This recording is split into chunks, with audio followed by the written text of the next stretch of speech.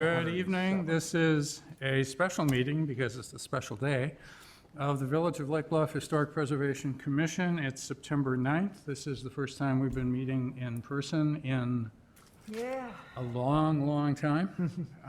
Welcome to everyone who's here, and it's great to be back. Perish those people. We have a number of items on our agenda. I think this will be a good discussion meeting. But the first item is to call the roll, please. Certainly, and let me say, Mr. Chairman, I remember this was the last in-person village meeting I conducted before everything happened, and so Wow. the alpha and the omega, I suppose. How about that? There you go. With that said, Member Bergman, Here. Member George, Here. Member Liebolt, Here. Member Nickel, Here. Member Minor, Here. Chair Kraus. Here. You have a quorum. Thank you. Consideration of minutes, we have 3 minutes. April 19, March 10, and March 15, 2021. One regular meeting, two special meetings. These were in our packet distributed last week. If there are no objections, I would entertain a motion to approve all 3. I will make that motion to adopt all 3. Second. Any discussion? So the motion is to approve as presented all 3, the minutes of March 10, March 15, and April 19 as presented. All in favor signify by saying aye. Aye. Any opposed? Third item are visitors. We have no physical visitors. Do we have any visitors on our Zoom call? Sure, I do note that we have one person joining us by Zoom. If you'd like to make a comment, you can use the raise your hand button there at the bottom. Otherwise, we will continue on. All right. End up not seeing anyone, Mr. Chairman. Okay, thank you. So let's go to really one presentation. I have a couple of updates for things that have, look at that, look at a screen that shows all of us Oh, things. yeah. So the village has been investing in new technology. I'm impressed. There's a new button in front of me, by the way, to start the meeting. The old one, there's a button you push so the video guys can record it, and the old one was falling off, and now there's a brand new button here. It's amazing. We upgraded from one doorbell to a slightly nicer doorbell, yes. Right, this is a doorbell that often has a Somebody made it to camera. Home Depot. It lights up when you push it. It does light up when you push it. So in the last, so as we left historic preservation, we have a draft ordinance at the village board for discussion purposes. We have talked about a number of community outreach activities, and I'll give you a quick update on what's happened in the last couple of weeks around those. And we had agreed during our last call, and then in discussions with village president and village administrator, I decided that we would start with an area where I think everyone is in agreement of the concept, and that's incentives for preservation, and try to put a list together and begin to put some thought to what we can do for incentives around preservation. So that's what tonight's agenda is going to be. Regis Drew and I met via Zoom with a number of members of the real estate community last week to get their feedback, not on the ordinance, but just preservation in general, violent agreement on incentives,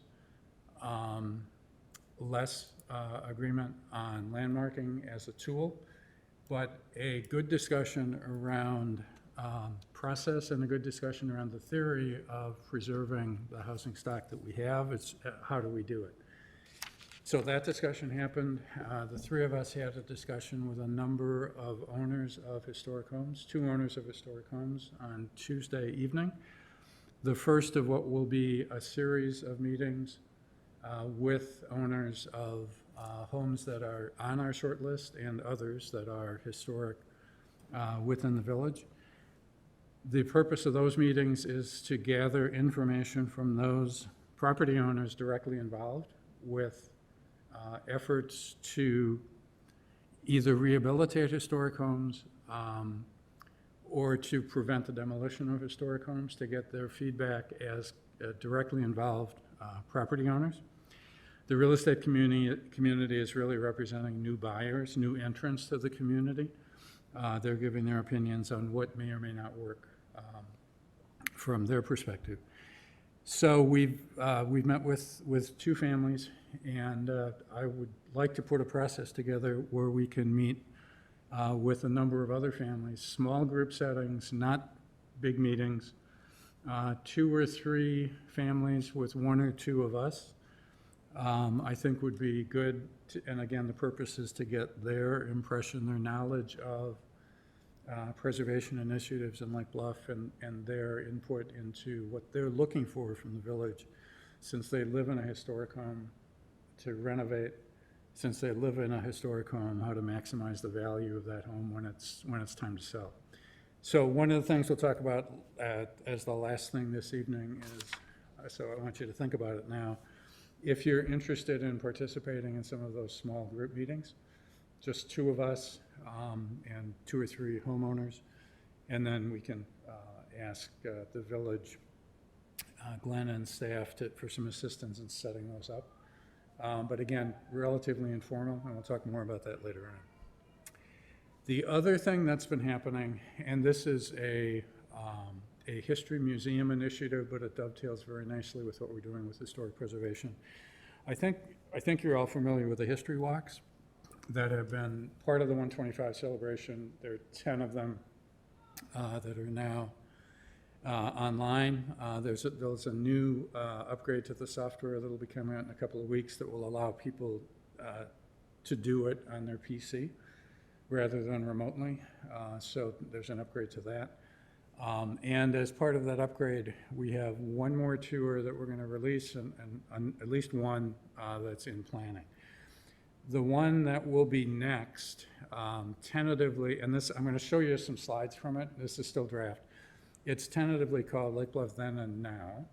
It is a pictorial representation of homes generally built before 1920, maybe 1940, that are no longer there, and what has replaced them.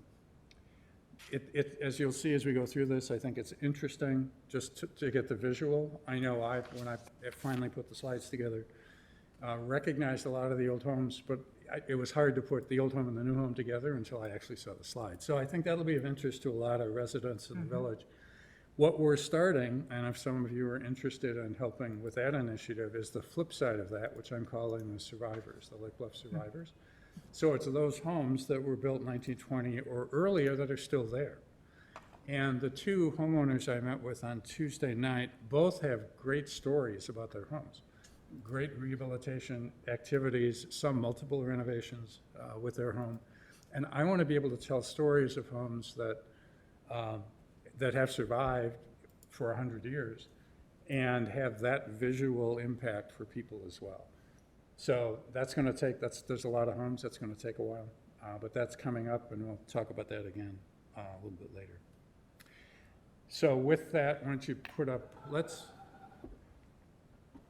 can you put that screen up? Yeah, take your street in mind. We could just do the set, I suppose. Okay, so make that big, and I want to start with Prospect. And then I'll let each one of you pick a street if you want. This is sorted by streets. This is still relatively, it's almost finished, but I know there are going to be some errors. So if you can put that in view mode.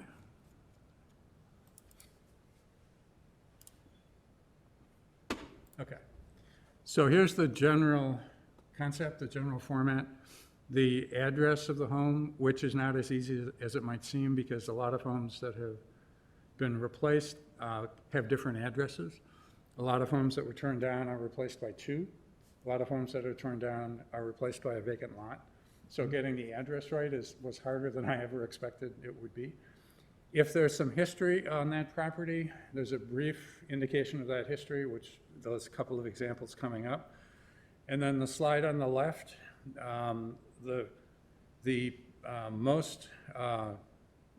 the oldest often picture that we have of the structure the information, if we have it, of when it was constructed, when it was demolished, and then on the right side, a house that we all recognize, and when that was constructed. So you get the idea, and now let's just flip through Prospect. So this is an example of a home where there was one, there are now two. The McMaster house, both of the addresses are there.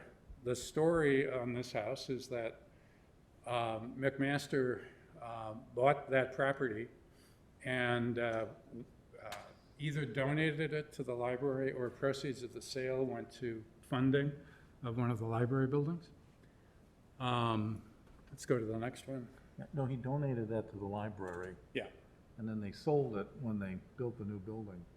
So here's another, one house with two. Uh-huh. It had a beautiful coach house in the backyard. Yep. Good. This is the Edward Dunn house. We all know that house. Mhm. Beautiful house. I remember the old house, but I couldn't have told you what was there until I actually did the research and saw it. Good. Lake Bluff had a lot of hotels in the camp meeting era. This was one of them. At 305 on Prospect. To Rogers? Yeah. Hotel de Rogers. And that home's been there since the 40s. That was one of the last camp meeting hotels that existed. It was one of the last that was torn down. The next one, this is a cottage that was on North Avenue, or on Prospect, sorry. Probably on what is now the Union Church property. The Tabernacle area had lots of really small lots, and we're pretty sure that's where that one came from. That was at Brad Anderson's house. No, it'd be further east, but it could be next. It's right on the, Ed Wynn's house, old. Yeah, that would 500 that's the block. other side of the street, yeah. So this is the south side of the street. Go ahead. I mean, you can barely tell, but there's a small boy standing there. That Oh, the 500 could be block. Brad Anderson. Maybe. So this was the first hotel, the Bluff Lodge, and later the Lake Bluff Hotel. This was owned by the Camp Meeting Association. It was on the corner where I sit to watch the 4th of July parade. I have done that every year. Destroyed by fire in 1904. So if you can visualize where that property is, so from Moffett to the alley, from Moffett east to the alley, that is the Union Church property, that was all part of the Bluff Lodge property. And from Moffett to the ravine, and at the time this was built, there was no road on the ravine, it was just a walking path. So this hotel had rooms for people, but it wasn't that big because it had space on that property for 500 little tents. And people who attended the Camp Meeting Association would rent space and rent a tent and then use the facilities, the dining facilities and all the other facilities of the hotel during their stay in Lake Bluff. So was it just pretty much empty between the fire and when the current house was constructed? You know, there could have been another home there. We don't know. Go ahead. Interesting. So here's the Tabernacle. For people who haven't seen this, the south side of Prospect, right where the manse and the open worship area now is. There were two of them. One was a tent, really. One was wood. It lasted for 25 years. That building right there could seat somewhere around 2,500 people under a roof. Okay. And its companion, think if that thing was still here. I mean, that's on the north side of Prospect. This was the hotel. They didn't have camping. This is one that had everybody in the rooms, but this was the social center of the camp meeting area. Destroyed by fire again. This is interesting because the camp meeting headquarters was the building on the left, and that was moved from the spot where the Union Church is now was moved to 500 North Avenue in around 1900. And that home still remains with lots of additions. But you can still see what it looked like.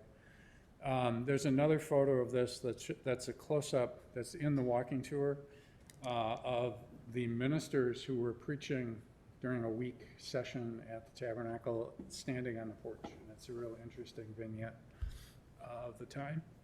Okay. These are just a couple of cottages, or one cottage on the top, and then the manse that was destroyed in 2017, and then the new manse was built. I think there's a couple more in Prospect. This is where the manse is now. Dr. Dewey lived in that really neat looking home. We don't know much about that home. I remember this house very well. So some of the sources for this, so the museum has some record of demolitions. There are some records that are tagged with demolished. But much of this comes from a different kind of resource I was able to get from the county through Glenn's good offices. A listing of every building permit issued in Lake Bluff for a 24-year period. And sorting through that data very, very nicely, the county has, when they issue a demolition permit, says demo in the note field. So I was able to sort through demolitions, and then for the same address, when in the same year or the following year, there was a building permit for what looks like a new house just because of the value, I could pretty much assume that there was a tear down rebuild that happened at the same time. There's about 7 other sources of information that's used to pull all of this together. I think there's one more here. I think that's it. That's it? Okay, so go back to this gives you just the idea of what it's like. If anybody wants to look at a street, pick a street.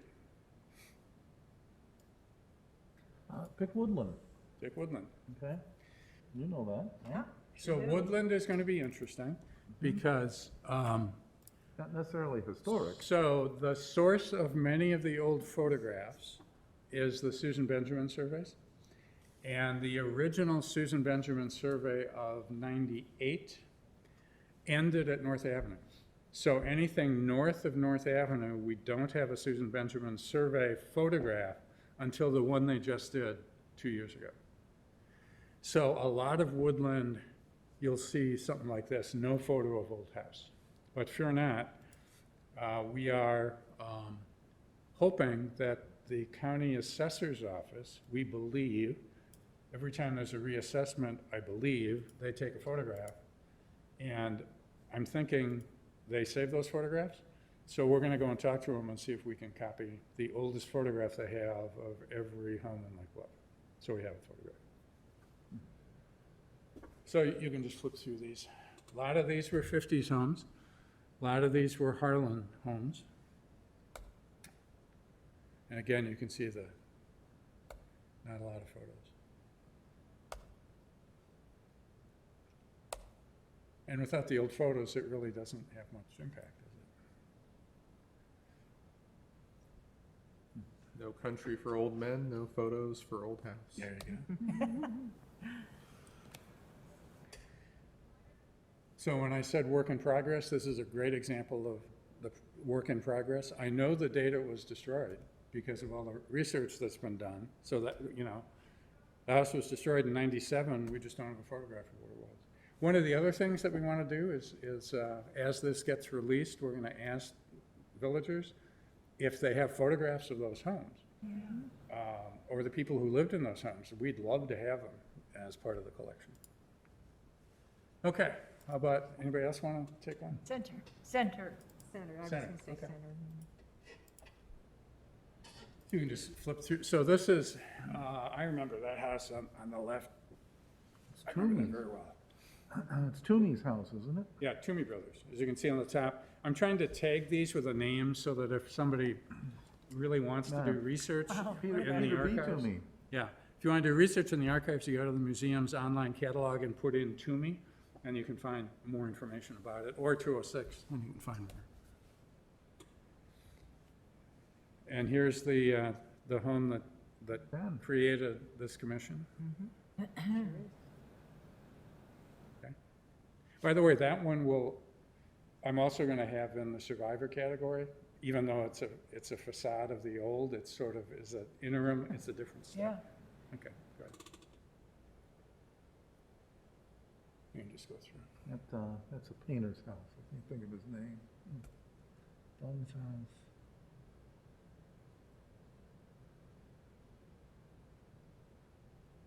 Wow. Oh, Babbitt's house. So, hold on to this one. This is the Sexton house, Colonel Sexton. North side of Center Avenue, and across the street is the Rosa West or Lawton Crosby home. That'll be the next slide. But this one was replaced with Chew. And there's the Lawton Crosby house, replaced with that. So the Lake Bluff Country Club, I'm not sure if you guys know about the country club, but when the Hotel Irving burnt down, which it burnt down as it was opening for the summer session, the Camp Meeting Association founders, happily found 3 lots that were vacant and built the country club in about 2 weeks. And it became the social setting of the camp meeting set for 20 years. Constructed in 1897 and demolished in the early 30s. There's great photographs of, was a tennis court in the back, so there's a lot of tennis activity, dancing, which caused the ministers quite a lot of concern. Dancing in Lake Bluff. Dancing? How dare you? How dare you? Okay. Yeah, here's one all I know is it was turned down. By the way, the current photos came from the assessor's office, and Glenn was able to give me a link to all of those. For some reason, this one wasn't part of that. Oh, you know something? I think that house, I remember vividly. It always looked like a square wedding cake to me, that house. Yeah. Was it one of the Good. steel-sided houses? It may have been. Yeah. J. Jelke, somebody like that lived there. We'll keep going through.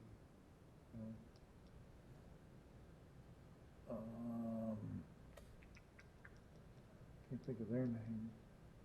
These are the suspects. Bob. Okay, so if anybody wants, we can do one more, otherwise we'll stop. So as you go through these, I mean, as I went through them, I had 4 or 5 different reactions to them. One of them was, yeah, you know, that was a pretty small cottage. It wasn't really distinctive, didn't have a neat roof line. The house that's there, yeah, that's, you know, okay, that's pretty good. Yeah. The other side of the coin was, how in the world did that happen? A really neat house replaced by something not as neat. But most of it was in the middle. Most of it was, you know, I can understand how that went down and how something got built. And, you know, a lot of the ones that got built are really great homes. They're really neat, new homes in the village. So it's just an interesting way to look at our past. Well, And I think, go ahead. One thing that struck me was that so much of it is oriented to the summer in Yeah. a resort location, and then now we have a village that is sustaining life, 12 months out of the year. Yeah. Yep. Absolutely. So Steve, like all of the presentations that you have through the History Museum are like, 10 to 20 different slides. How are you going to settle? Is So this going to this- be different than those tours? or- It'll be in the app, and it will be by street. That's why it's organized by street. So take a walk down North Avenue. Okay, Take a walk down Center, take a walk down Prospect, take a walk up Simpson. So there's probably 15 streets where we have enough activity. The rest will be, east of Moffett or north of North, something. oh, Haven't cool. quite figured that out yet, but Okay, and I'm hoping, since we have this new app software, which we can now embed video, so I want to make it a video. so you don't have to individually click through them, you can just watch them as they flow through. So will they be walking tours and a story about the It's not house? gonna be designed as a walking tour, Okay. but if you want to, you certainly can. You can walk down the street, because, It's almost more of a research tool, isn't it? it's a research tool, or it's also something if you want to sit at home and just kind of take a look at what's there. Can you pull up? Will you be able to search on an address? Not in this format, but you can already search through the History Museum website, Okay. and we'll show you how to do that. So this is all very tentative, but just to give you an idea of the enormity or the numbers of homes that have been replaced. Whoa. Yeah, so the red, if you, look down over on, can you zoom in any more on that? Those have all been replaced with stars? Actually, That's it? that's the one there. So We that, can, that's still a draft. I know there's some challenges with that one, It's great. but So how many homes have been replaced? Do you have a guesstimate or 300 in, that fall in this. I started the research with 1920 or earlier. Some of the homes I actually found were built in the 50s, so I included them. We need to decide as a museum if we're gonna have that as a separate tour, or how we're gonna deal with it, but I just put everything in it. So that kind of gives you a sense of Wow. homes that have been destroyed. Not surprising in a village that was, as you say, Margaret, as was built as a, as a place for summer. I mean, there were only, when the camp meeting closed, there were only less than 500 people living in the village, so it was not a big place. And the camp meeting boundaries, really, anything north of Center was not camp meeting. Anything north of North was pasture. I mean, it was just forest and open land. So, Well, there were 500 people here in the winter, but in the summertime, all of the cottages filled up. yeah, So I there's- said after the camp meeting closed down. Yeah, but there when was it closed still- down, there were 500 There were roughly. still all those cottages left. People kept coming back, so. So that's where we are with that. yeah, love it. Awesome. Yeah, So it's if anybody great. wants to help, just let me know and I can do a lot with that. Can I just ask, is that one strip of stars, is that north where the children's home was? You see that? You just like, Those aren't included, even though they probably should be. I didn't include, because it wasn't a single-family home that was torn down, it was a That is the, institutional use. Oh, so that's that on the is the north end. street north of Prosper. Yeah, that's what I'm There's saying. Branson though, right? yeah, it's north. Yes. I think I there know was It's on that the south street side of would have North. done all of that work, yeah. They all look like, Whole bunch of little I cottages. walked that along street, they there. all Yeah. look like they're very similar. So, I okay, think let's I take that put one all off. as well.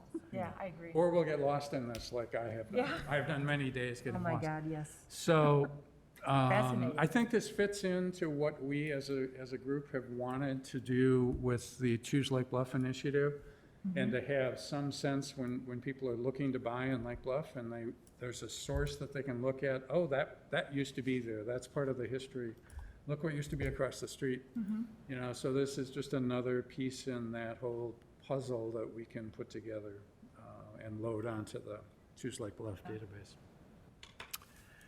Okay? Yeah, All right. So let's go to the real meat tonight, and that's agenda item number 5, which is the discussion on preservation incentives. So one of the things that we've been doing this summer is thinking about just this.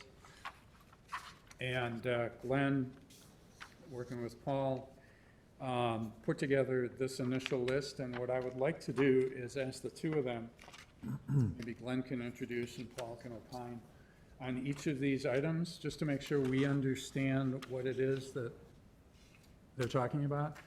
And what I'd like to do is to get a sense of the commission, no voting, but a sense of the commission. Yeah, this is really something that we want to pursue, or no, this is either going to be too hard, or it just doesn't seem to fit with what we're looking for. So let's move right into that, unless you want to do some other introduction. All right. Well, as you ask, we can, I'll just introduce each one briefly, and we can go from there. Just to echo Chairman Kraus, again, in putting this list together, we put a whole lot out there. Some of these maybe aren't things that wouldn't be the right scale, the right approach. If it seems like a small list, that kind of reflects our limits on what we can do as one small player on the tax bill and layers of government, et cetera. But I hope we've put together a list that gives everyone something to think about. So we start with the simplest. I would say we get progressively more complex. The first set is financial incentives, and the first item is building permit rebates. So right now, you come, you get a building permit. Rather than layer a bunch of different fees on you, we charge you a flat rate. It's 3% of your construction. So if you build a $100,000 addition, we charge you 3%, $3,000. If you are a landmark, we take a quarter of that off. And potentially a very simple lever would be to just adjust, increase that percentage waiver.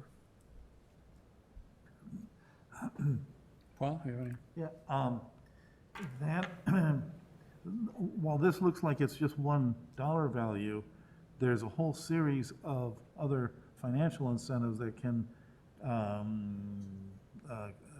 piggyback on all of this. So for the different kinds of construction-related rebates and tax freezes that you can avail yourself of, this becomes one of several items that we're going to be talking about tonight.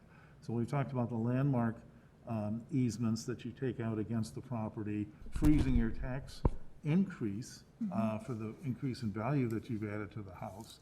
So once you start stacking, just this one thing, just, you know, $6,000 for a big fancy addition or a big fancy remodel might not be that much money.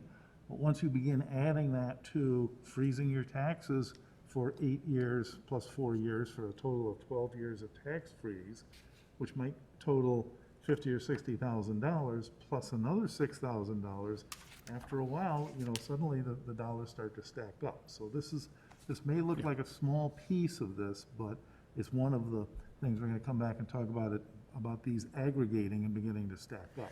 That's one of the things that I began to think about as I thought about incentives, is that because we tend to think of them as programs. So here's this program and that program and that program. And I think when we market this, we should, and I use that term very specifically, when we market these incentives, we should market them in totality. So here's what you can look at, even though they would be separate programs with separate approval streams to the village board, that to a homeowner or to a buyer, they would be looked at as really one thing. Anybody have any questions about, any thoughts on, if we do this, what we should do? Do I recall that you need to do a certain percentage of the value of the house in improvements, or? That's for the tax freeze. Okay. So This would simply be. This is just for, this is across the board for, you know, if you're gonna, you get a building permit to re-roof your garage for $1,000, then you get the discount for that. okay, So okay. Yeah, and Thanks. to think about, because it is one of the bigger, probably the biggest financial incentive any of these properties will get. You make a major addition, and that magic number is 25% of fair cash value as improvements. They'll freeze your taxes for 8 years. They phase it in over the next 4. Most of the scenarios I've run for people, that's about 15 to 20% cash back. It depends a lot on what tax rates are in that intervening period and so on. There's no net present value, anything like that, but that helps. You've got that, isn't that Round the next one? That would be a local one, not the state one. Okay, so let's finish the first, talk about local, and then let's talk about state, because that's part of this too. So my initial reaction is, well, why just 25%? Why not Yeah. just, if you are, so now let me give you some feedback, which is really good feedback from the real estate community and from the homeowners, and that's why we want to talk to lots of people about this. My initial assumption was, okay, if you landmark your home, then why don't you get 100% of the fee waived? And a number of people that I've talked to over the last couple of weeks said, don't link it to landmarking. Don't what? Don't link it to being a landmark. And I'm thinking about the implications of that. It doesn't have to be linked to a landmark. It would be easier administratively if there would be a landmark home that would then have a building permit attached to it. The people in the village hall would see landmark, building permit, no fee. That would be very straightforward. If it wouldn't be, there would have to be an application process and other, it's doable, but that's something we should keep on the table, because I have heard that from more than one person. What's the trigger then? Yeah, what Yeah, I do they don't want it either. linked We would to? have to figure out what, so the trigger would most likely have to be in an application process. For that We rebate. deem the house a significant house, but it hasn't been landmarked? Is So it it's, that- Or- so it's landmark light? Or maybe, or it Landmarkable? would be done on a by request of the homeowner bid. Conceivable. I think it's easier to do it as a landmark, but let's keep an open mind, and just consider. But what is the problem that you're trying to solve with that, right? I mean, this problem that we're trying to solve is to encourage Preservation, preservation landmarks. Yeah. and landmark status. Well, Right. so I'm beginning in my thinking to make a distinction between landmarking and preserving the home. Okay, I would like both of them. Landmarking as a more permanent representation of the will of the property owner. But my end goal is really to save the house. And if a homeowner doesn't want a landmark but likes these incentives and isn't going to tear the house down, is that okay? Maybe it is. If the end result is saving that home, maybe landmarking is just a tool that we can use, but maybe it's not a necessary tool. Maybe it's administratively easy and is what most communities do, but maybe there's another way. I just, landmarking has a criteria that you address. right. Where if you don't, it's arbitrary. And there could be a very good reason to tear the house down. Yeah. So without that set criteria, it's wishy-washy. So It has the potential to be wishy-washy. in order Yeah. in order to approve something, if it isn't tied, so if it isn't tied to a landmark, it would probably have to go to this commission to make a decision as to whether it's landmark worthy. So there'd be more administrative work to make it happen. I just bring it up because Well, it's we're hearing it. Interesting. Yeah, Yep. Is there any reason we shouldn't recommend 100% of fees? But can the village afford it? So, And how much is it costing the village? I mean, yeah, what are our pending revenues cost-benefit typically? analysis. Yeah. yeah. Well, the cost benefit, the benefit is a bit abstract. I would leave it to this group to weigh in on. The costs, all of these financial programs have a cost, and there are different ways to manage it or make it more or less palatable. When it comes to building permits, you're getting in a not entirely predicted or expected stream of revenue, and you're just sort of foregoing it. So that's probably the least painful. To put it in perspective, I don't know how much we're waiving for landmarks. It's very little. I see very few of those. But the village takes in about $400,000 a year over under in building permits. So, the most you're talking about in any one time in any one year is, 10,000, couple percent. I mean, ultimately, in a certain sense, all money is fungible. This is all stuff that's, other revenues are being used to fill in the gap for foregoing it, but this is certainly one of probably the least painful one on the list. With that said, part of this depends on how available it is or how many landmarks there are in the future. As that number grows, so too does the cost. I come down on the side of 100% just from, again, pure marketing. So if you're a landmark home, you want to rehab your landmark home, you have no building fees. Much easier than to say if you're a landmark home, you want to rehab your home, we'll cut 25% of the building fee. And possibly you could, do gradations, like, to your point about some people were saying don't tie to landmarks. I don't know how I feel about that. But if we said If it's a significant home, but not landmarked, then 50% reduction, but if it's landmarked, 100%.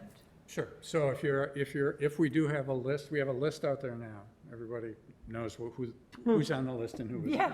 So we could theoretically say, if you're on the list and you want to rehab, you get 50% of your building fee waived. If you're on the list and you're landmarked, you get 100% waived, something like that.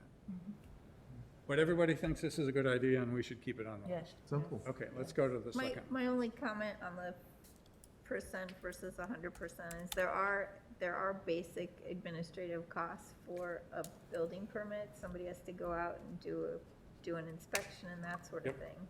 And so, that's one, that's a cost to the village. I don't know that we've got tons of cash sitting around. And then the second is, maybe as we do the interviews with people to find out, would they not landmark their home if it was only a 25 or 50% discount versus 100? Because that's the ultimate goal, is to find out what motivates them. Yeah, and the answer to that is, well, that's not, $6,000 isn't going to mean anything. But remember, and that's why I started with this, if it's Compounding. 7 different things and the 6,000 is one of Yeah, them. it's the stacking Yeah. that you're really All good interested in. points. This will become a secondary question once we start looking at some of the other options and some of the other toys that are in here. Yeah, okay. Glenn, let's go to number 2 and then expand your comments for the state rebate that exists already. Sure. So number 2, something you could do locally, you could do a local property tax rebate on a house. You pick up the house, you look at the property tax bill, there's a certain amount, and I hope you'll forgive me being modest, but a very small amount of that bill proportionally comes here in the village hall and to the fire department, to the library, et cetera. So you could rebate back up to an amount or all of that. If you're a senior citizen in the village today, if you make under so much a year, you can already get a rebate for that. So we have that framework, that infrastructure in place. Dollar for dollar, people really, if I have learned anything in my 4 years here, it's that people really like to talk about their property taxes living in Lake Bluff, and that's probably the happiest dollar I can give them back. So they love it. But of course, if you look at the, let's call it the painfulness side of it, I mean, that is 100% money less to be collected from other taxpayers by adjusting the levy. The other comments on here too, I'll say, you can get around these with some creative thinking, but if someone gets this, there's no guarantee that they'll reinvest it. If someone gets this, there's no guarantee they won't demolish it the next year. You can put some guardrails on that, but there's always so much you can do to patch that over. Again, thinking about the state question, put in so much, 25% of the value of your house. Again, you'll get about 15 to 20% back over the course of that 8 to 12 years. The state gets involved in your construction, and there's some fixed costs there too, but again, it's usually quite lucrative if you can do it, and if you're, it should also be said too, harder to justify it to yourself if you're not planning to stay for that whole span of time. I'm sure you could figure out a way to get the credits, get the value of the credits somehow, but there's no way to syndicate them or cash it out earlier or anything like that. So let me ask you, if you can, if you can't, that's okay. But you've got the example here of a $1 million property where the village levy is under $2,500 per year. Let's take that same $1 million property that is historic. The property owner hits the 25% threshold, so they have a $250,000 addition or renovation. Could you give us a sense of what the tax impact is on that particular situation?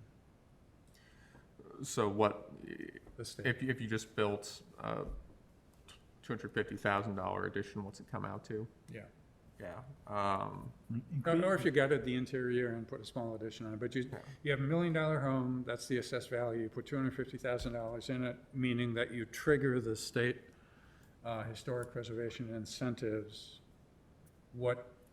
So it's 7-year freeze and then a 4-year? It's 8 years of freeze. 8-year freeze. And it's the difference between your taxes. So Yeah. If you've got $1 million house and let's say your taxes are $10,000, you increase the value of your house to $1,250,000 because you put $250,000 in it.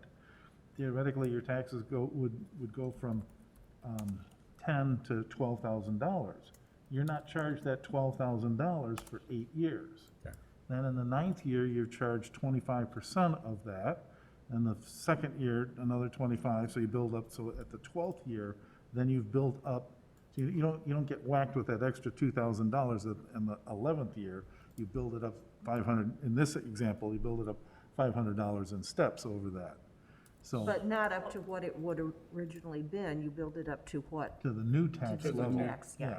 Yeah. Okay. So do you, So the assessor recalculates every 3 years. Would you still stay at that 1 million? You wouldn't? yep, Yes.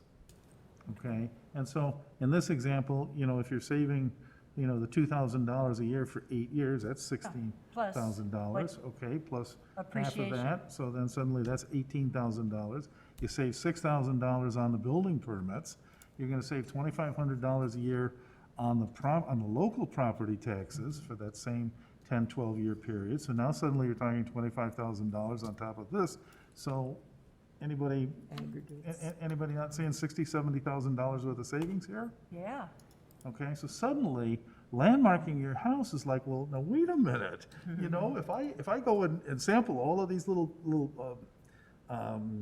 toys that are out here, if I take advantage of all of these, I can lower my income, I can lower my tax burden to such a level that it really does pay off. Yeah. need more time? Just another moment. Okay. It's a financial thing, but it's really a psychological thing too. Yeah. To know Yeah. that you're going to be saving. So if you on know tax. that you're paying less taxes than your neighbor, Yeah. just on a bragging rights basis, that's kind of fun too, Yeah. So there are two things here. One is the village portion. And there's an existing senior tax rebate where if you go through an application process, I don't even know what the amount is since I've never done it, but there is a way for seniors to lower their tax bill. So from the village perspective, we could do something very similar to reduce the village portion for renovations to a historic home. So we could do that. And then the other one, the bigger one, is the state freeze, and he's calculating, but Think I've Paul, got it for you. just keep checking, Paul. So if I'm correct, in order to have the state freeze apply, the home needs to be landmarked? Okay. It has to be landmarked, and it has to, the construction guidelines have to follow the interpretation of SHAPO, the State Historic Preservation Office, typically called SHAPO. The SHAPO office comes and blesses your plans. And so they say, you need to have a certain quality of windows, and the doors have to look like this, windows have to look like that. You can paint it any color you want, but it has to be in keeping and in the style of the house. So theoretically, if you own a Victorian house, you're not gonna put a Mies van der Rohe box on the side of it. You're gonna put a Victorian, side box on it or something like that, blow out the back and put a porch on it. As long as you're staying within the guidelines of the house typology, and Margaret just got her McAllister guide tonight, you can just follow that along in the guidebook on sort of what's in the realm of possibility, and along with a certain level of quality, then they'll be happy with that. And so they may come out and take a look every once in a while, but, as long as you're not doing anything that's really crazy, you can avail yourself of that. So I've got some feedback on that whole concept, but I want to get to the numbers. Sure. So back of the envelope, I'll talk through a couple of the things that'll usually throw you off when you look at this. If this works. Okay. So on the left is tax rates, just as we keep going through this conversation. These are the rates on your current bill. And then on the right, So we say that you put in an addition with a market value of $250,000. Improvements in the state of Illinois outside Cook County are taxed at, or assessed, I should say, at a rate of 33 1/3. So you take our rate from over here. We find out that with the freeze, you'd avoid about $5,400 a year in taxes. You take that for 8 years, then you start to ramp it out, 25, 50, 75%. It's completely phased out in the 12th year, so I've never really understood how that last year works in practice. But again, you get to 51,000 over the course of this exercise, which is, a little over 20%. So some assumptions there. One, this assumes that the value of your improvement never goes down, in which case it's less. If it goes up, it's worth more. If the tax rate goes up, it's worth more. If it goes down, it's worth less. And of course, no net present value. We assume $1 12 years from now is the same as $1 today. But, okay, so that's a nice number, which I'll now round to $50,000. So if you've got $1 million home, you put $250,000 in improvements. You have, just from this one program that's available now in the village, you have about a $50,000 savings in taxes. This is the state landmarking program, right? Yeah. Okay. But that doesn't factor in what they would possibly save through the village. No, this is just the state piece. Now, Right. let me give you some of the feedback I've gotten from people that I've talked to about this. One of the big pushbacks that we have that our proposal has received, and one of the challenges is many homeowners, and I think I would fall in this category as well. I don't want government. I don't want people looking at my plans and approving them. I want to do what I want to do. So, Paul, when we get to the state organization needs to approve. That's scaring people. That's very off-putting to folks. And I bring it up it is what it is, but I bring it up What just, it is. again, if we're marketing this, people need to know two things. One, not under village, under the state rules, this has to be a landmark property. It has to be subject to the local historic preservation mechanisms. So it has to be landmark, and then you gotta follow the state's rules, which means you have to be inspected, and we can lay those out. But I think this is a great program. I think as long as we market it for what it is, that it isn't, a free ticket, but it's And this has been around for years. around for years, and People we've have had been doing very this- few people People take doing advantage this of all it. over the North Shore for ages and, actually all over the state of Illinois for Yeah. ages and ages. So, And the other thing is that you have to do this before you pull your permit. Can't do it after. it's part of the planning process. Yeah.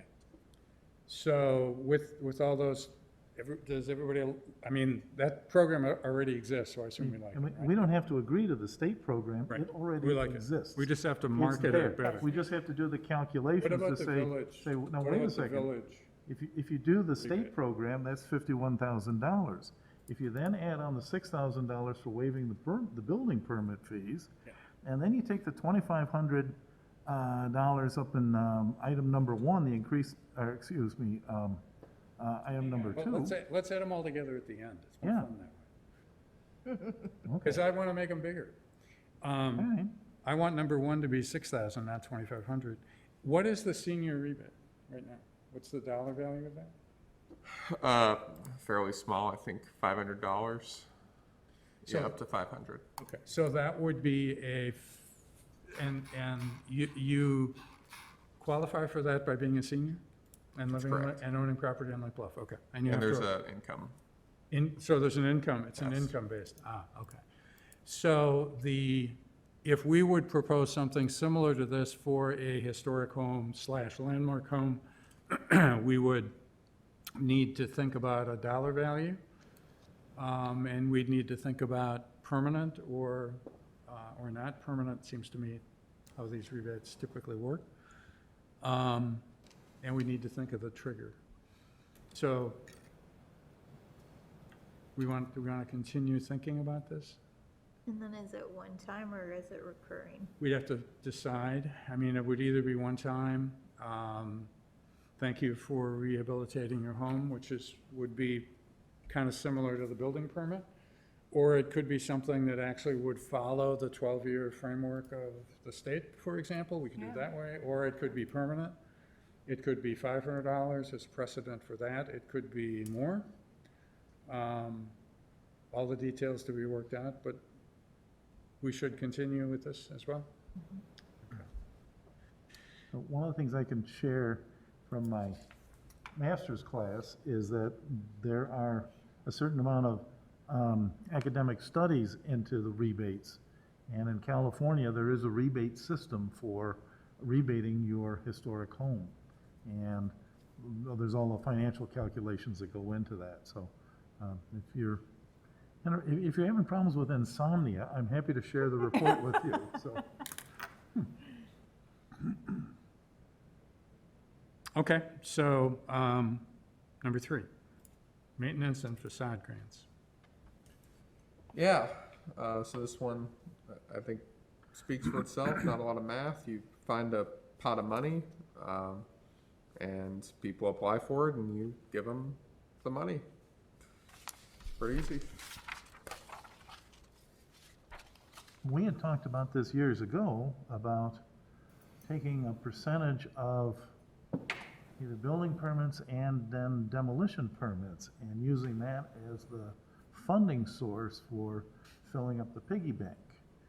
And for some reason, it sort of got lost in the mist, and we never did implement it, but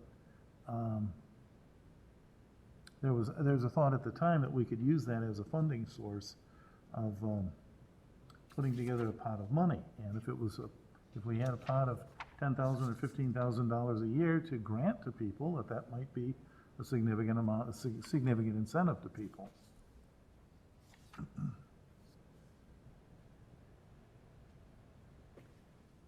Thoughts on this? So how would it work? So think of it as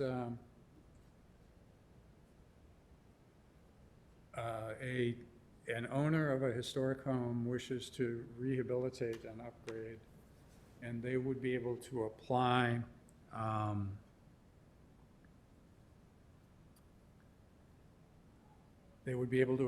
for dollars from either the village or an independent third-party entity, a nonprofit organization, that would partially help fund that renovation. Okay? Where does the money come from? Who determines how it's spent? If a property owner or a subsequent property owner decides to tear that house down, does the money have to be repaid? Can this be really big? I mean, somewhere else in here is a parallel idea that some parts of the country, some of the North Shore suburban areas have nonprofit organizations that do this kind of grant, or they might actually purchase a house, renovate it and resell it. I mean, that all sort of falls into the same, this wouldn't be the village, this would have to be some other entity. I think there's too many problems if the village would do this, but would need to be some other entity that would be created, that would fundraise, however they would want to do that, to create a pool of dollars that group would then decide how to allocate for historic home owners. Let me stop there, and if anybody's got thoughts on that.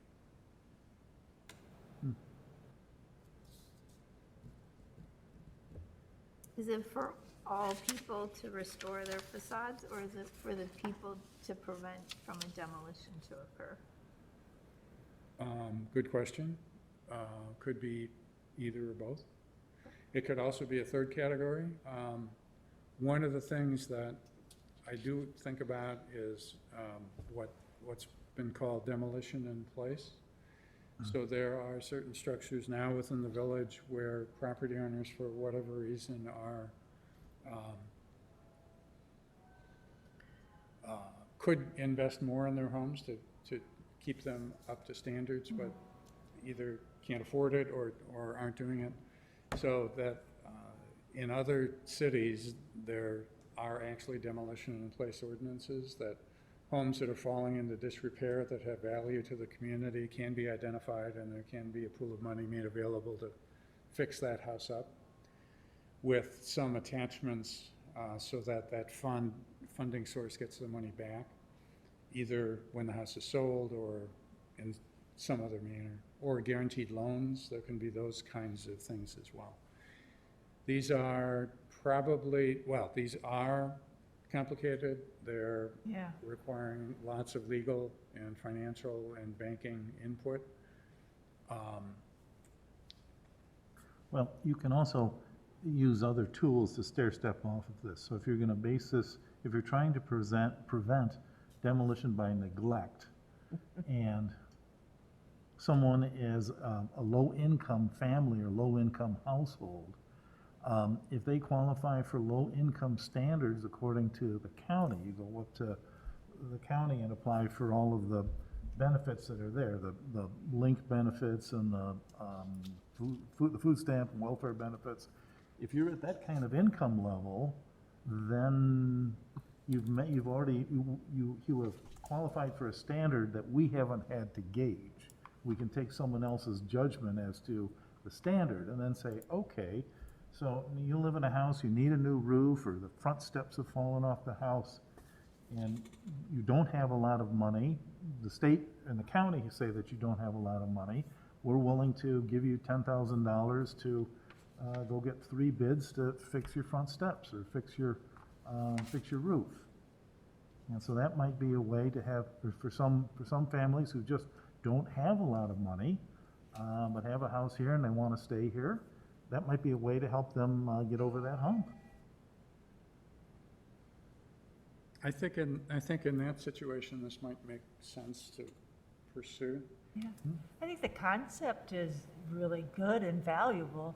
It just, as Steve said, it's complicated. I think probably all of the pulling together the different entities you'd be working with, and I don't know how onerous that would be for village staff to be involved in this, and how much we would do, how much some other agency would do, I don't know.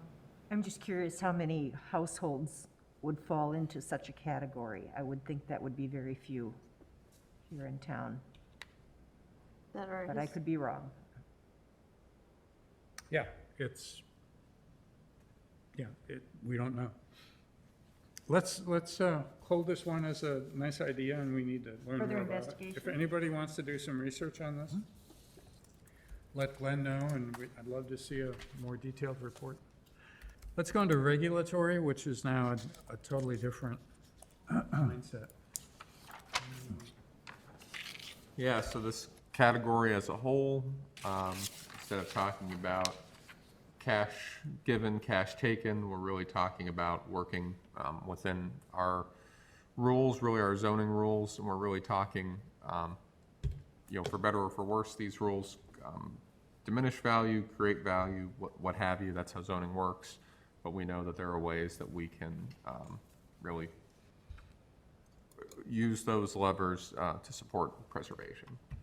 So the first one, again, somewhat simple, has been done, I guess informally would be the word in the past in the village, which is, there are these, if you're trying to do something outside of zoning, you could seek zoning relief. That's usually a variation to get permission, basically to do it anyway, based on some particular hardship. From time to time, the HPC has supported those efforts. You can talk about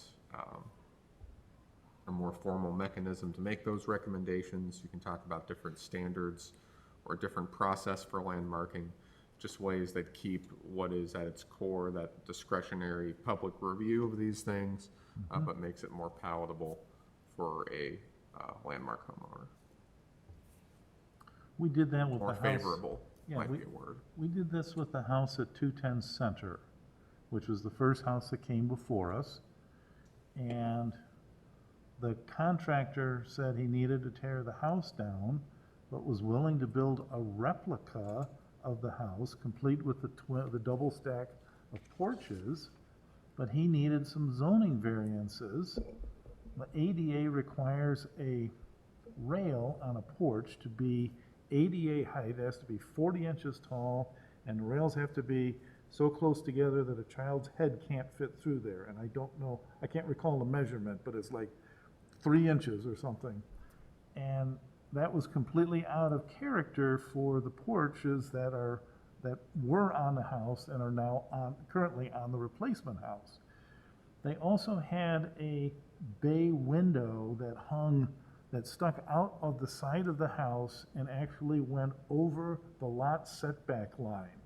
So the house itself wasn't over the setback line, but the bay window stuck into the setback area.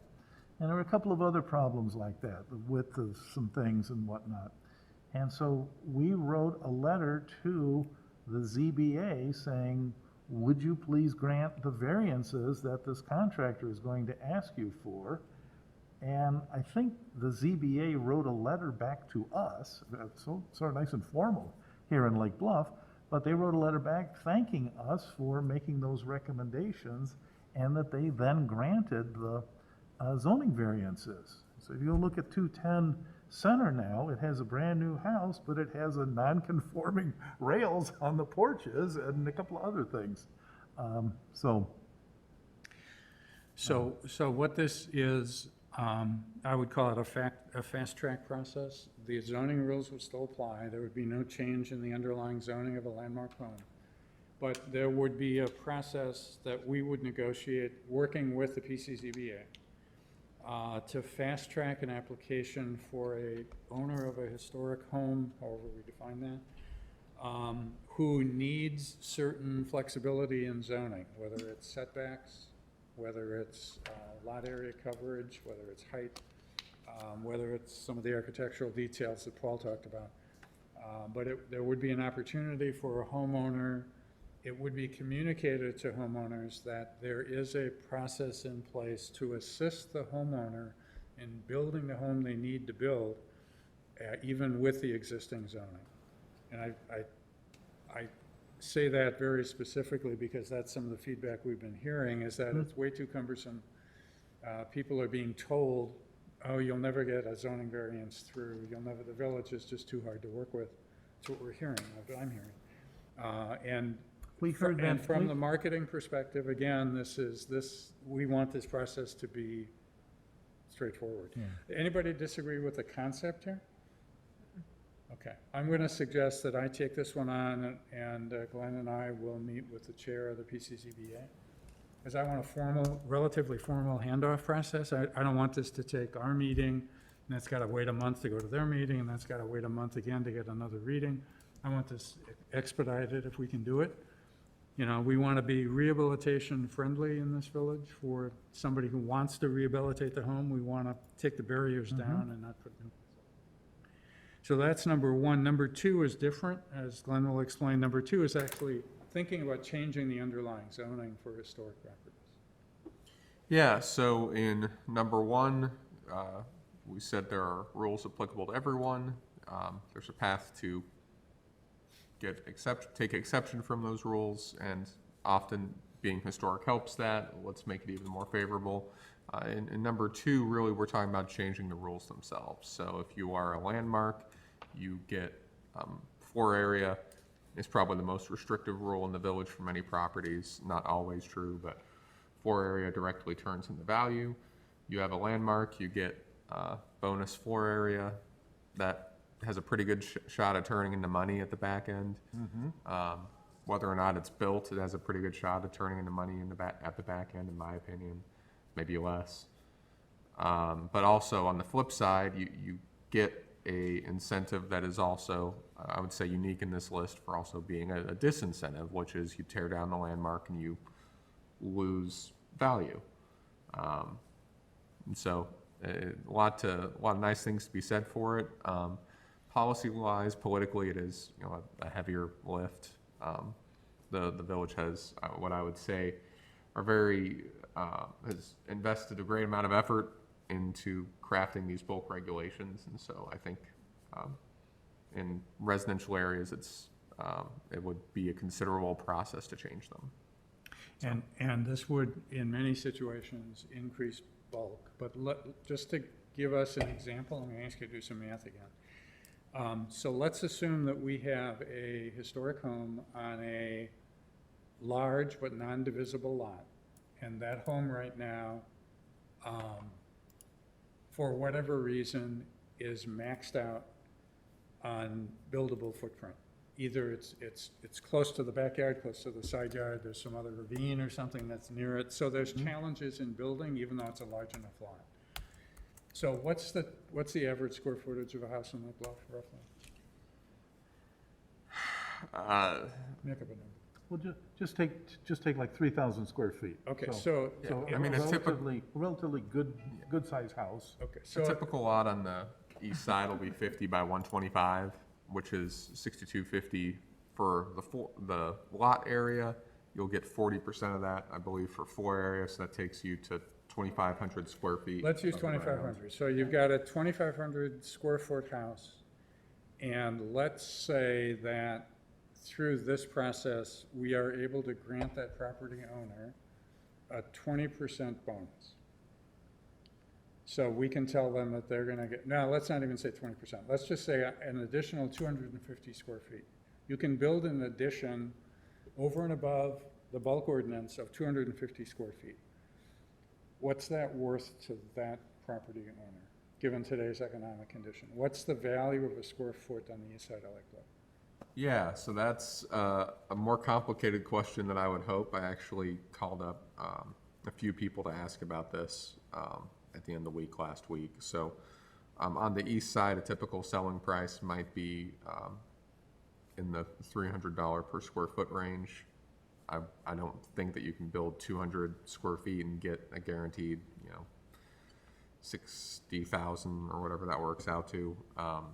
One of the realtors I talked to said it very much depends on what the addition would do for you and what it means to adding more modern amenities to the house, et cetera, et cetera. On the flip side, construction at a minimum right now, you're talking 225 to 250. Most likely you're talking in the 300 per square foot range. So maybe not necessarily profitable, but certainly supports the value of the home.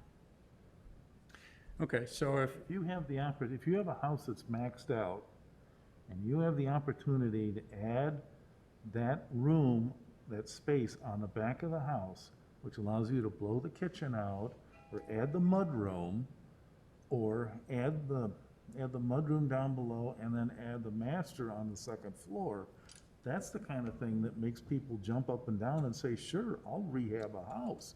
You can go down to West Park and see that up and down the streets there, where the nice old-fashioned storefront, a house front on the front of the house, and you look down the driveway, and all of a sudden the house got stretched out behind there. And when you go in there, in those houses, there's a lovely, stadium kitchen on the first floor and master bedroom on the second floor, all with, all brand new plumbing amenities in it. And that could be an enormous incentive to some people. So just to try to put a value on that, if the bonus square footage is 250 square feet, and if we're looking at a value per square foot of $250, is that fair? That adds to the value for the homeowner $62,500 in value that the homeowner won't receive until they sell it. But it is additional value that could be granted to a property owner of a historic home who wishes to do a rehabilitation that they couldn't otherwise do because of the availability, because of the zoning requirements.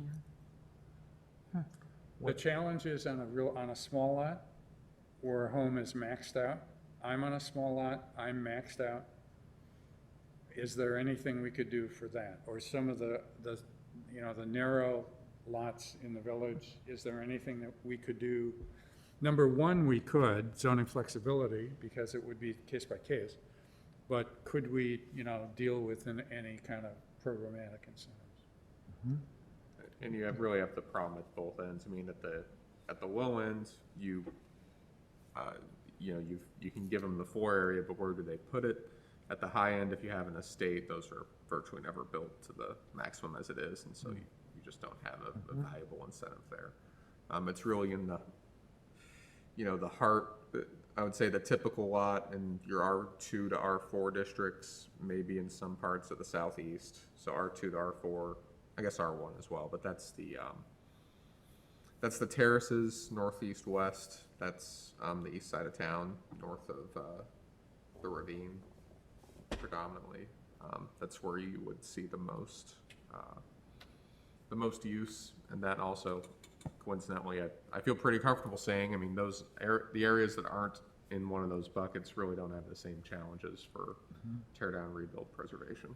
Yeah, so think of the map where all the red dots were. I mean, that's essentially the area we're looking at. And is it worth, do we think it's worth keeping this going? If it's conceivable, now, again, to me, this would require landmarking. This bonus would only apply, because it's a big bonus, would only apply, again. Well, what the thing that appeals to me in this is that the homeowner now goes to the realtor and says, I have two different values to offer you when you sell my house for me. And it stops the realtor from saying, we'll just simply market it as a tear down. So the realtor now is in a position to say, I'm going to market this to you at two prices. This house is worth $400,000 as a tear down, and it's worth $450,000 if you rehab it. And here's how you gain all of that money. And if the realtor is real savvy, they're going to say, and oh, by the way, let me turn the piece of paper over and show you all of Steve Krause's calculations here on all of the extra money you can make out of this. So suddenly you've got a game plan where the realtor has to buy into all of this. If they want to do a quick churn and burn, because the homeowner has said, as we've heard people come and say to us, my parents are going into a nursing home, I need the cash, I need it now. Okay, we get that. But if someone says, I have the time and the ability to do this, we can market it at two different price levels. I think that's an enormous incentive to get the realtors on board with us. Is there a caveat to that the bonus can't impact the neighbors? So is there at least a baseline? Because some of those lots are very small. Yeah, that's the challenge. That's the big challenge. Anytime the zoning code is in place for a reason, and anytime you have a variance to zoning, you need to think of the property owners, the adjoining property owners. And that is certainly part of the process. So the process would have to take into consideration the property owners, the neighbors as well. But it does do, it applies in two situations. It applies to the owner of a property who has a dream of what they want to do with their home, but are constrained by the zoning code, and this bonus would help them, would move them from tear down, rebuild to rehab, dream home. And it would help sellers who would be selling the house, who could actually apply or have this potential bonus be applied to a new homeowner who would like to buy that house, and instead of tearing it down, could buy it and rehabilitate it and make it slightly bigger because of this provision. More than slightly bigger. Yeah. 20% is a lot. Well, and that, it could be I mean, less, it if could we be did that, if we did unspecified. that number, yeah. So continue, keep writing this one up. Yeah, I would just say that the phrasing would be something like up to a percentage, because there should be some caveats that. And there's certain situations where it would be zero. It won't work. Yeah, where it just, my house wouldn't work, for example. And Okay. it is it should be said too, I mean, it is a balancing act, right?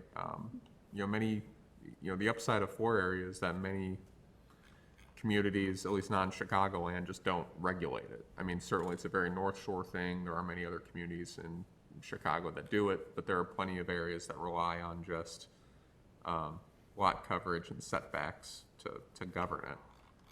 One of the balancing acts you would consider as you go through this is really how many conditions do you put on it before it's unpredictable or it's unwieldy or you fall into the same problems. So Right. I say that only to say it would be a considerable process. So from a marketing perspective, one of the things you could say is that we're willing to discuss increases in the size of a home within reason. And sometimes people just look at, I need a variance, so I'm not going to do it. So hopefully we could get people to say, in order to do what I want to do, I need some more square footage, and let's talk to these people before we make the decision of what to do. So at least we get them to the table. Okay. Glenn, I think number 3 is pretty straightforward, and can you just summarize that? To me, that's too big for our little town. I would tend to agree. Again, we put it in there perhaps for the sake of completeness, but larger communities, faster developing communities have this idea of transferring development rights. So I have 2 lots, you can build so many square feet on each. One lot sends, the other lot receives. You get the same net. You make a commodity, you preserve the prior lot. You could be in a growing area, it would be as greenbelt conservation. In urban areas, it would be preserving historic facades, recognizing that usually, let's say you're downtown and you could build a skyscraper where the Thompson Center is. Well, the Thompson Center can never build however many feet into the air, but you can commoditize that. So always interesting, very difficult to implement at a small scale, I would think. Okay. 4 more left to talk about under third party. I'll introduce these. Sure. So this last category is incentives. I will certainly say out of all these, the ones I'm least familiar with personally, this is usually done outside of the 4 walls of Village Hall. There might be a foundation, there might be a nonprofit, there might be an independent agency like a land bank or a housing authority. But there are models out there that exist. And to what extent the village itself could participate in these or support these, open question. So the first one is pretty contemporary, I suppose, but it's been around for a while too. You have land banking. Originally, this started as a way in distressed areas to pick up tax foreclosed properties and to bundle them and to get better development out of it. That model's evolved a lot. You have entities really that just get different types of property interests that might be first right of refusal or fee simple title, or they might buy it and lease it back. There's 100 different ways to skin a cat, and I'm sure a lawyer's about to think of the 101st. But you have money, resources, and you use it to acquire and develop property. So it's really a non-village solution. Are the entities that create these the vehicle to obtain a property interest? So I assume these are nonprofit organizations that have some kind of an investment fund that are taking donations from individuals and businesses that are to be applied to rehabilitation of historic structures. That's certainly one model. I'm not familiar with how, for example, the Frank Lloyd Wright Conservancy does it, but that's, I understand it looks a lot like that. Are those, I'm assuming those deductions, those contributions would be tax deductible? Is preservation of historic homes a nationally recognized tax deductible donation? Not a tax attorney, but that's, I think that's a 501c3. Yeah. I believe this kind of structure has been used for preserving one of the big hotels in downtown Waukegan. And there, the banks got involved, and the banks were able to make loans at discounts because they were going to get tax credits on the bank business by making loans to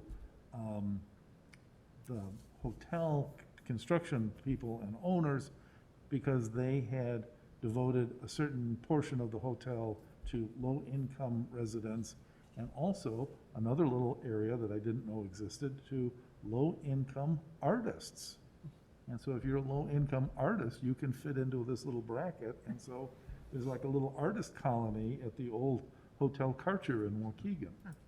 So, So- that's pretty esoteric for what we're looking at. I mean, this is outside of the scope of our commission, really, but I think what's interesting to me is that you could fund rehabilitation and have a series of provisions to allow, so it could be a replenishing fund. You know, you could fund it, and then you could receive your money back from the eventual sale of the house. I mean, it's the time value of that rehabilitation. So it seems interesting. It seems like somebody's gonna have to do that outside of this group, since it's not a village, organization, right? I would think so, Unless yeah. somebody wants to volunteer to, And would have, $1 million in their bank account, I'm happy to spend it for you, Here you go. yeah, that's, for very modest that's fee. the challenge. So how is number one different from number two? Yeah, number two is really a subset of number one, right? So the number one is all types of property interests, and number two is really looking at one particular type. So in a conventional formulation of number two, I have my historic structure, I give away a conservation easement or some other form of easement. Illinois has a particular structure. You don't, I don't believe, have to have that one in other parts of the country. But I say, I'm going to preserve my facade, here's my easement.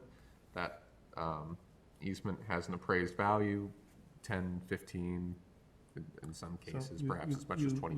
You contact Landmarks Illinois, Yep. here in Illinois, and you go through a process. We have a number of properties in Lake Bluff that have sold property easements to Landmarks Illinois. You go up to Crabtree Farm, there's a David Adler house up there that John Bryant owned. He's now passed away. But he put a facade easement on on all four sides of the exterior of his house. So he sold the facade easement on his house to Landmarks Illinois, which theoretically devalues his house to him so that he pays less tax in it. The house is worth less. The house carries a lower tax load. And so he reaps the benefit of not paying that in taxes. He then, because that house is so special, he also put a facade easement on the interiors of the house. And that allowed him to take a further tax deduction on quote-unquote devaluing his house. And so I know that that property has a facade easement on it, has several facade easements on it. So that involves having the house assessed at under two different sets of conditions, with the facade easement, without the facade easement, judging the value of that. Then Landmarks Illinois also asks for a cash contribution equal to their costs. And their costs also the cost of, you pay the lawyering costs of doing this, and then you also pay into a trust fund for them to come out and inspect your property every year to make sure that you haven't changed the facade easements. All of that money that you pay upfront in cash is tax deductible against your personal income. It's not deductible against your real estate tax, but it's deductible from Uncle Sam. So you're not paying full dollars on that expense. So there's a whole series of tax shifting mechanisms that go on with this. And some people have done quite well with that. The other thing that's occurred up at Crabtree Farm is that the farmlands have been put into nature conservancies, so that instead of paying the farmland tax rate, which is very low to begin with, I think they're paying next to zero on the farmlands up there for property taxes. So this is interesting, but it seems that this is You have to go see that outside of us. I mean, you have to Beyond the come to scope. us for landmark. You get landmark status from us, but then you go off to go visit those people. The way it's relevant, I think, is that, to the degree that an individual property owner wishes to take advantage of these kinds of arrangements, it would dovetail with the needs of the village in preserving a landmark structure. So it should be something that staff is familiar with, so that the discussion can happen, but it's not something that we need to develop, I think. Okay, number 3. Yeah, so again, trying to be complete in our overview. In some communities, you would have villages or cities or, again, other authorities in the business of doing loans or doing revolving funds. So you're looking to make investments, I give you a loan, perhaps some form of preferable terms. That might be because we're willing to write you a bigger loan or a lower interest loan or a loan with different creditworthiness considerations or so on. You sometimes see this. Probably a good modern example is what's called PACE, Property Assessed Clean Energy. And so I believe in that arrangement, you would get money up front to install solar panels or wind or something like that, and you would pay that back through a property tax assessment over the next 10, 20 years, and so on. These are really, really, really, really complicated. There's usually a pretty good amount of risk for smaller entities. Lot that comes with it as is described there, but again, you could do it. Seems to me, again, this is not something that the village would want to get involved with just because of the financial risk, but if there is an independent entity that is interested in doing that, whoever that might be, Yeah. I mean, that would be, the revolving fund concept is a really neat idea, either a guarantee loan or a bridge loan, or some kind of financial assistance. Again, a good idea, but I think that's beyond the purview of us. Okay, last one, which is sort of a subset of number 3. Yep. Number 4, much the same as number 3, except maybe you would just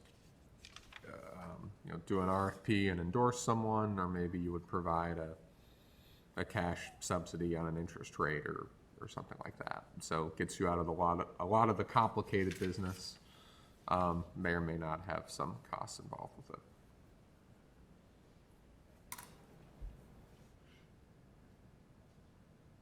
Is this worth someone talking to a private lender? Is there any interest in the banking community or the investment community to do this kind of stuff? I have no idea. I don't know where you'd start. Yeah, start with a local bank, start with a mortgage broker. Anybody want to talk to them? Anybody know anyone at Wintrust? I mean, they've got a large mortgage lending nationwide. I don't know them, but. I mean, I can talk to folks, but anybody else know anybody? Not who's currently involved. Well, even people who used to be involved. All right, think about that one. I think, again, that's outside of the scope of us. All right, summarizing, and this is something, when we next meet, we'll have a summarized version of this. So financial, building permit rebates, yes, let's begin with 100% and just see what that looks like, recognizing that's not final, recognizing we don't know the trigger yet. Local property tax rebates, we didn't talk about, so if we're looking at $2,500 a year estimate. Anybody want to put a stake in the ground as to what, if any, dollar amount we should be thinking about as a historic home rebate? Or should we not consider this? Well, I think we should just think about it at a rebate of 100% and see what that number is and see how much pain is attached to that. And then we can slim it back from there as necessary. So similar to number 1, let's start there and work backwards. We have a $51,000 number for our estimate, which I'd sort of like to document, Glenn. Kind of, here's how this thing works in real life for the state. When you're, I won't hold you to those numbers, but just something that you're comfortable with sharing with people. Because that already exists, and I think that's part of the marketing initiative. Maintenance and facade grants, maybe in a low-income situation, but I put that sort of on the bottom of our list. Okay. Zoning flexibility, I think, is on the top of our list. Yes. In terms of working, this is working with the PCCBA on a case-by-case basis. I think that's the easiest way. I'll start that with a meeting with Gary Peters, who's the chair, and see where that goes. And, you know, get a sense of whether they may be interested or not. I might even show up at a PCCBA meeting and talk about it with them. Zoning bonuses, where are we on that?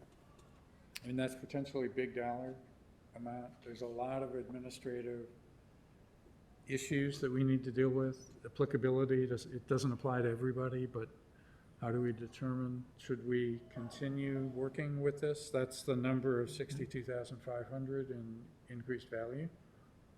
I think How do we, these are the things that we should be talking to the families Yeah. about, what's important to them.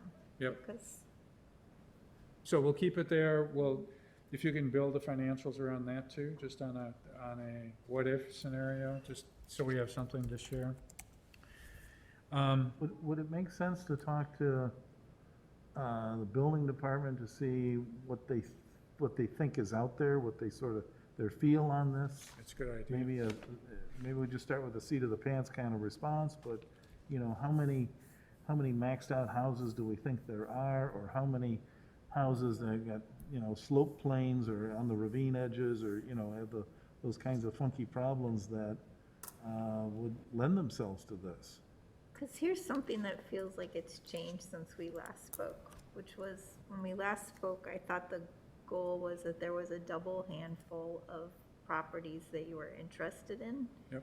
Now it feels like this is open to a much broader pool, and that may or may not be the case. Yeah. But if it is a much broader pool, the cost to do these things could be significantly greater to the village than the scope of a double handful number of houses. Yeah, and some of these incentives probably aren't appropriate for many more than the double handful. I personally have thought, I'm trying to think about designing these with respect to the double handful and maybe others, but not everything in the village. And that's where, you know, the landmark status comes in. So if a property owner wishes to become a landmark, then they could take advantage of it, so that would broaden, it'd be more than the 25, if they would voluntarily do it. But that's a good point, and we need to keep that in mind. And at this point, I think we should limit our thoughts to the small group. Or just understand, like, as an example, beginning with the end in mind, how much could the village absorb from a dollar amount, and then you work backwards to make sure you don't overbuild or underbuild. Yeah. What's neat about the two biggest ones here is that there's no financial impact on the village. You know, the state rebate, that's state money, and then the square footage. Yep. There's administrative costs, but not fee cost. Could you also, as in conjunction here, in terms of lost revenue, could somebody could finance give us an example of building permit and property tax rebates, what those might look like, just so we have a sense? Yeah, we could do that for you. And these third-party items, even though they might not be something that we have span of control, I think the goal is to educate people, right, on what their choices are and what their options may be. Yep. So while we may not be able to inform or influence those, I think it's helpful. Yeah, so under local property, or local preservation easements, for example, if one of the double handful homes that's not Crabtree or a big estate, Well, how would that work? Could somebody actually give a facade easement on a modestly sized historic home in like Bluff, and what would that mean for them? What would the financial impact be? Maybe you could think about that and work up something? Yeah, and I will say too, just so we're thinking about it in the right frame. So everything Paul said, or excuse me, Member Bergman said was accurate, but at least when we talk about the tax deductibility at the federal level for those things, unless you're on the National Register or unless we have local historic districts, you can't take a deduction. You can get other property tax benefits, you can get other things going on, but unless you meet really a standard that we don't have in the village today, or at least we don't control in the village today, I can't give you the big deduction. Yeah. So worth remembering that that's the narrowest eligibility of everything we've talked about. But to Margaret's point, no reason not to educate people who may have an interest in doing that. And here's what you need to do in order to make that work. Okay. Good. And if somebody, again, as you're thinking about this, if you really want to go talk to your banker about a revolving fund, go right ahead. Please do. Anything else on incentives? Good discussion, and we got some follow-up to do. Any commissioners' reports? Other than asking for, so again, back to these neighborhood meetings. The couple that I had were in the evening, 6 o'clock. They were outside, actually. It was very pleasant, getting to know my neighbors more. Was really good conversations, and I think the ones that participated enjoyed having an opportunity to do some one-on-one kind of dialogue. They liked the small group rather than a big formal meeting and inviting everybody to come. And then if it's only 3 households, and you tell them it's only 3 households, the likelihood that when they say yes, they're going to show up. So think about whether you want to participate in those meetings, and please let Glenn or I know within a week or a couple days, because then we can start setting some of those meetings up. And if there are particular people that you know and would want to be sitting in on the conversations with them, go back to take a look at our list, the double handful. Okay. And if you know people, that's perfect for you to be part of that discussion.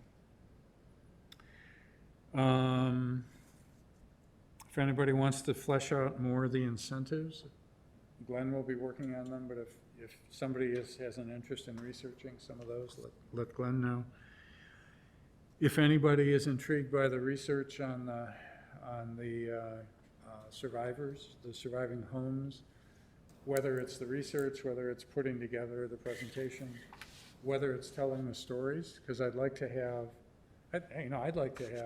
for the I guess, let's just say this, for the double handful, I'd like to have a history of how that home survived.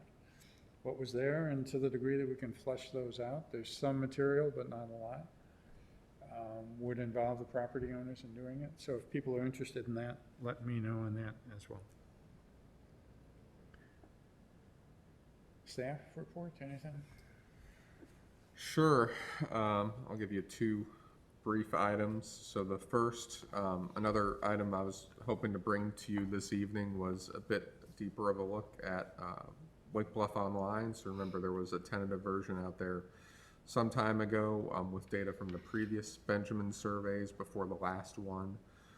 That's still something we're haven't touched it in a while. We're coming back to it and trying to finish that out. I thought I had, to be quite honest with you, I thought I had set aside enough time to be able to bring you the final, but it turns out since I've looked at it, the county changed how they do everything, and the state changed how they do everything, and I've had to start over from scratch a little bit. So I'm about back to where I was the last time you saw the thing, and we'll see if we can get that back to a final product once we next meet. I will say, this is very rough, so I won't, don't look too closely at it, but we've been doing a bit of work on this, on maybe the next parts, and so some of the razzle-dazzle, as a word to show, just in having one, this is, you click a property, you open it up, you have the sheet. Yeah. And so we can go right there in Lake County maps. This is new from the last time. Right there to a property tax bill, new from the last time. Right there to results Oh, from the that's Lake cool. Bluff That's History very cool. Museum. Yeah. So many properties won't come up with something exactly. This happens to be a good one. 700 Arbor Drive, very notable in the village. It would be preloaded? Yeah, you just like that, you just click it. So it needs to, the address has to be in the record at the museum for it to, Yeah, Swap being out. familiar with the lookup protocol for Past Perfect at the History Museum, I'm shocked that we'd be able to do that. But that's fantastic. yeah. This looks really rough because this is the raw stuff from the county without being cleaned up yet, so we'll skip, don't pay too much attention to all this. No attention to the man behind the curtain. But we have, again, the photography from the assessor's office. We've got the National Register information from the state through their new form. So all the pieces are here and hoping to be able to finish that project out in the near future. Wow, thank you. That's And a then huge project. And then the other photographs that we're gathering. And if we do the histories of the homes, you know, some of that stuff goes, it all goes, this is the repository for all the information that we're doing. All the stuff that Paul and the History Museum have done with the Distinguished Home Awards, those are now all loaded on Past Oh, Perfect. good, okay. Your verbatim presentation, you must have given them your text, that's all loaded, and that is gonna, that goes into this as well. That's also gonna be a separate, it's gonna be a separate walk on the app. Oh, my, okay. All right. So all of the, what's neat about this is that Lake Bluff Online is the place to go for all of the information, or links to the museum, or links to the village. Or if you want to know who your state representative is, it'll be on there. If you want to know what your tax rate is, it'll be on there. If you want to know what the value of your home was 3 times, when it was sold 3 times ago, you might be able to find it there, because the museum has some of that, and the county keeps some of that. So there's interesting stuff. And then homeowners can go in and make updates too, And right? homeowners either can make updates or can work through the village to get more information. So if you want your building plans on there, theoretically, we can put building plans as an attachment. I can get rid of mine then, because I've saved all 6 That times should I've be- had That contract. should be, you know, for people who are house shopping, that could be a really neat tool. Yeah, it's huge. For, oh, you know, I see the ad, and now all I do is go over here on my computer and clickety-clack, and now I've got all this history on the house. Yeah. That's the idea. That's great. Look forward to seeing more of that. Yeah. And I would note too, we still have our one very observant member in the audience, Miss Deborah Fisher, who does note accurately that GGL donated a great number of MLS books to the museum once upon a time, and so those are there. And could And be Deb, the index on. MLS listings are slowly being added to the Past Perfect record in the museum. Yeah, that's all There- manual data entry, If so. it is, and if you get to a record for a home in the museum's database and you see MLS, it means there is the MLS sheet. It's not in the record, you gotta get it from the museum, but you know it's there. And some of the old photographs that I showed before are actually from the MLS sheets. Sometimes that's the only photograph we have. Thank you, Deb. Anything else? Next meeting is October 13th. I assume I'm planning on having, meetings again, unless things change. But November 13th, when is November's meeting? It should not be a problem, should it? Oh, no, November's meeting is the 10th. So certainly the 13th of October and the 10th of November will meet. We often take a pause in December, sometimes in January as well, but we've got 2 months to get some work done, and we're starting. Thanks, Glenn, for putting it all together. You made me excited now about Lake Bluff Online. Like seeing that. Yeah. Uh-oh.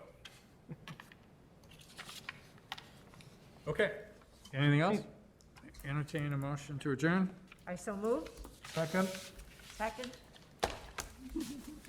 Discussion, all in favor, signify by saying aye. Aye. We are adjourned at 8:51, thank you. Nice meeting. Thank you, Glenn.